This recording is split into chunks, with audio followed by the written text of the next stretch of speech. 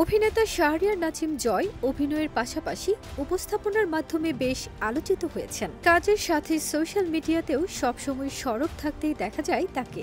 সম্প্রতি জয় তার বাবাকে নিয়ে এক আবেগঘন পোস্ট শেয়ার করেছেন। পোস্টে জয় লিখেছেন, বাবা হারানোর 4 বছর, বাবার মতো ছায়া কেউ দেয় না, যেমন মায়ের মতো মায়া অন্য কেউ দিতে পারে না। আমার ছায়া নেই, কিন্তু এখনো মায়া আছে। যাদের মায়া এবং ছায়া দুটোই নেই তারা বাঁচে কিভাবে? শেয়ার করা ছবিতে দেখা যায় জয় তার 2 ছেলের সঙ্গে সোফায় বসে রয়েছে, পাশে রয়েছেন অভিনেতার বাবা। আরেকটি ছবিতে বাবা ছেলে ক্যামেরাবন্দী হয়েছেন। জয়ের সেই পোস্টে কমেন্টস বক্সে এক নেটিজেন লিখেছেন, আল্লাহ এই পৃথিবী ছেড়ে চলে যাওয়া সকল বাবা মাকে তুমি জান্নাত নসিব করিও, আমিন।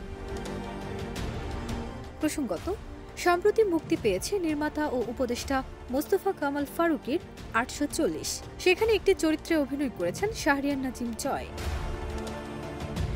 ফারজানা নিকিতা, দেশ রূপান্তর।